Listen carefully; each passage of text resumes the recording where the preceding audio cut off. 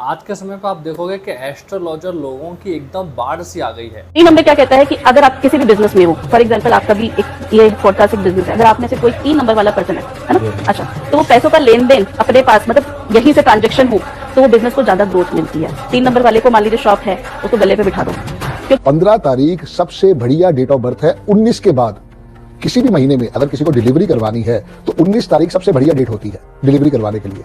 उसके बाद अगर कोई डेट है तो वो है 15 तारीख, क्योंकि 15 तारीख में 1 भी आ गया, 5 भी आ गया। जिनके घर के बाहर जस्ट कोई बिजली का पोल है और उसमें बहुत सारे वायर्स आपस में उलझे हुए हैं, उन घरों में 101% आप आंख बंद करके बोल दीजिए कि झगड़े बहुत होते हैं। डिजीज है यहाँ पे बड़ी, या बड़ा लोन है इंसान के ऊपर। अच्छा, और आपको अमीर बनने का एक नुस्खा दे रहा हूं मैं, हमेशा गोल्डन रंग की घड़ी पहनिए। जो गोल्डन टाइम देखता है उसी का गोल्डन टाइम आता है, जो ब्लैक टाइम देखता है उसका ब्लैक टाइम ही आता है। गोल्डन रंग की घड़ी पहनिए अगर गोल्डन चाहते हो अपना टाइम। जिसका समय अच्छा चल रहा है वो कोई भी घड़ी पहन सकते हो भाई। जब समय खराब आ गया, पता चल गया समय खराब आ गया, तो ये उपाय करना चाहिए।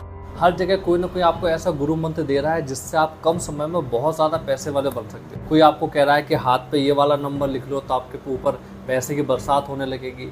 कोई कह रहा है अगर आपका फ़ोन नंबर 7 से 8 से 9 से शुरू होता है तो आप बड़ी किस्मत वाले हो। कोई बता रहा है कि आपका नाम में एस आता है, एच आता है तो आपकी किस्मत बहुत ख़राब है। ऐसे बहुत सारे आज के समय पे ज्योतिष शास्त्र वाले आचार्य ऐसा ज्ञान फैला रहे हैं। तो क्या वास्तविकता में ज्योतिष शास्त्र इस तरीके से काम करता भी है?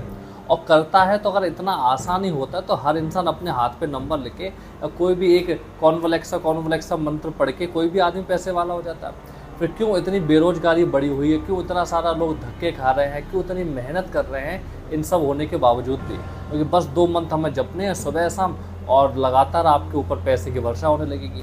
क्या सच में एस्ट्रोलॉजी इसी की तरह काम करती है या फिर ये सिर्फ एक आडंबर की तरह है? तो आज के हम वीडियो में जानते हैं कि आखिर ज्योतिष शास्त्र काम कैसे करता है और इसकी कितनी ज़्यादा विशेष महत्वता होती है। महाभारत का युद्ध जब शुरू हो रहा था तो सब लोगों ने देखा कि हमें जब युद्ध शुरू करना है तो एक अच्छे मुहूर्त में करना है। मुहूर्त भी ऐसा निकाला जाए ताकि वो ना तो पांडवों के पक्ष में युद्ध हो और ना ही कौरवों के पक्ष में। इसीलिए कहा गया कि सबसे बड़े ज्योतिष आचार्य को बुलाया जाए। और आप यकीन नहीं मानेंगे, उस समय के सबसे बड़े ज्योतिष आचार्य थे वो थे सहदेव, यानी कि पांडवों में छोटे वाले भाई जिनका नाम सहदेव था। वो बहुत बड़े ज्योतिष के ज्ञाता थे। तो भगवान श्री कृष्ण ने सभी से कहा कि इस बारे में हमें बात करने के लिए सहदेव से मिलना चाहिए। और जब सहदेव से बात करी पांडवों ने भी और कौरवों ने भी, तो उन्होंने बताया ऐसे बहुत सारे नक्षत्र मिल रहे हैं जिनमें अगर युद्ध शुरू किया तो पूर्ण रूप से जो जीत है वो कौरवों की होगी। और कुछ नक्षत्र ऐसे भी हैं जिनमें अगर युद्ध शुरू हुआ तो वो पूर्ण रूप से पांडवों के हित में होगा। तो भगवान कृष्ण बताते हैं कि ऐसा कोई निर्णय दीजिए जिसमें दोनों के लिए युद्ध समान अवस्था में हो। तो सहदेव जब लगातार अपने ज्योतिष शास्त्र की क्रियाओं को देखते हैं, ग्रह नक्षत्र को देखते हैं, तब वो बताते हैं कि अगर इस घड़ी में अगर हमने युद्ध किया तो दोनों पक्षों का जो रिजल्ट है वो न्यूट्रल रहेगा।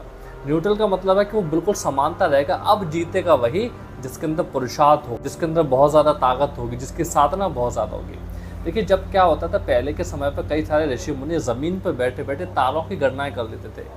और पहले के समय पे नहीं, आज के समय पे यदि आप कैलेंडर ना भी देखें, आप किसी भी गांव में किसी भी पंडित से अगर आप पूछ लेंगे तो वो तुरंत बता देगा कि एकादशी किस दिन है, अमावस्या किस दिन है, द्वितीय तृतीय किस दिन है। वो सारे अपने कैलेंडर को देख के बता देंगे। तो आखिर ऐसा कैसा पॉसिबल हो पाया है कि हम ज़मीन पर बैठे बैठे बृहस्पति 12 साल में चक्कर लगाता है या 6 साल में अर्ध चक्कर लगाता है और उन सभी स्थानों पर ही हमारे कुंभ और महाकुंभ का आयोजन होता है? ये कैसे पता चलता है?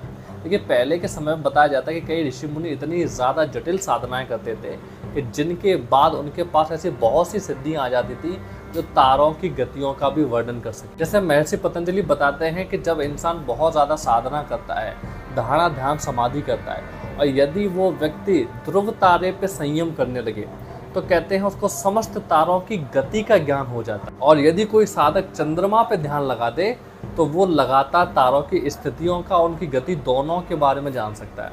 ऐसी बहुत सारी विद्याएं होती थी जिनके बाद एक सही तरीके की कैलकुलेशन हमारे ऋषि मुनियों ने बताई कि हर एक तारा या हर एक ग्रह इस तरीके से मूव करता है और उसी हिसाब से कैलकुलेट करके आज के दिन तक वही एस्ट्रोलॉजी उसी तरीके से काम करती है। अब देखिए, भगवान श्री कृष्ण भी बताते हैं श्रीमद् भगवद गीता में कि इंसान अपनी किस्मत को साथ लेके पैदा होता है, लेकिन उसके बावजूद भी वो अपने कर्म करने के लिए स्वतंत्र रहता है।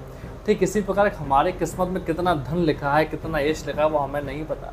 लेकिन यदि हम चाहें अपने कर्मों को बदल के वो सारी चीज़ें प्राप्त कर सकते हैं जो हमारी किस्मत में नहीं है। और ऐसा कोई भी ज्योतिष शास्त्र में, किसी भी प्रकार के वास्तुकला में ऐसा कोई भी तरीका नहीं है कि जिससे हम लोग कम समय में बहुत ज़्यादा धनवान बन सकें।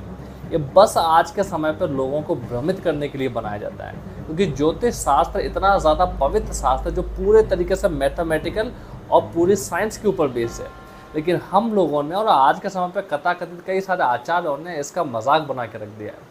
और हम देखेंगे बहुत सारी वीडियोस ऐसी वायरल होती है जिसमें कोई बता रहा है कि आप ये वाला मंत्र जप लो, आप अपने शीशे पे इसका नाम लिख दीजिए, आप पर्ची में नाम लिख के उसको जला दीजिए, ऐसी क्रिया करने से बहुत सारे परिणाम मिलते हैं। ऐसा बिल्कुल भी नहीं है। यदि आपको जीवन में सही परिणाम चाहिए तो ज्योतिष शास्त्र तभी आपकी मदद करता है जब आप लगातार उसको पाने के लिए अपना कर्म करते हैं। जिस दिन आप अपना कर्म करना बंद कर देंगे, आपके किस्मत में कितना भी धन हो वो भी आपके हाथ में नहीं आएगा।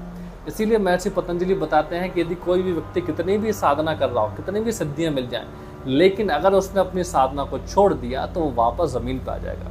इसीलिए एस्ट्रोलॉजी या फिर ज्योतिष शास्त्र बहुत महान विद्या है जिसके बारे में आजकल के समय पर बहुत कम लोगों को पता है, क्योंकि जिस समय हम पैदा होते हैं वो बहुत ही अनोखा समय होता है और जिस दिन हम मरते हैं वो उसी दिन तय हो जाता है जिस दिन हम इस धरती पर पहली बार सांस लेते हैं। और जिस दिन हम पैदा होते हैं हमारे ग्रह नक्षत्र की स्थितियों को देख के हमारी कुंडली बनती है, जिसके साथ हमारे बारे में हमारा नेचर और हमारी प्रवृत्तियाँ बताई जाती हैं। लेकिन उसमें ऐसा कहीं भी नहीं लिखा होता है कि आप जीवन में क्या बनोगे, आप जीवन में कैसा बर्ताव करोगे, वो कहीं से कहीं तक किसी को नहीं पता होता है। वो पूर्ण रूप से सिर्फ आपके और आपके ऊपर होता है और जैसे हम कर्म करते हैं उसी प्रकार के हमें उनका परिणाम मिलता है। इसीलिए ऐसे अंधविश्वासों को छोड़िए और लगातार अच्छे कर्म करने का अभ्यास कीजिए, क्योंकि जब आप लगातार अच्छे कर्म करोगे तो आपके जो भविष्य है वो दिन ब दिन सुधरता चला जाएगा। इसीलिए ऐसे किसी भी तरीके के पाखंड से दूर रहिए और ज्योतिष जैसी पवित्र चीज़ को सही ढंग से सीखने का प्रयास कीजिए। हरि ओम।